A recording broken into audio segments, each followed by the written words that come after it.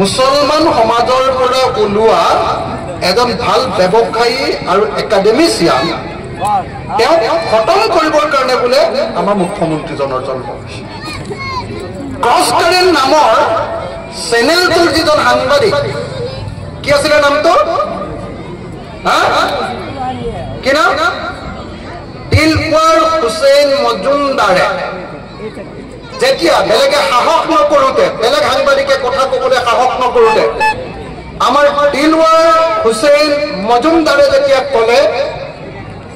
যে অসম চৰকাৰখনে এপেক্স বেংকটোৰ টকা খাই শেষ কৰিছে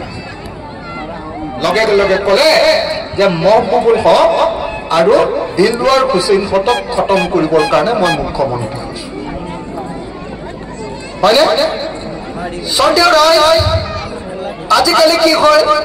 আজিকালি অসমৰ মুখ্যমন্ত্ৰীয়ে কয় মোৰ লগত বিধানসভাত আপোনালোকে বিতৰ্কবিলাক যদি কেতিয়াবা চায়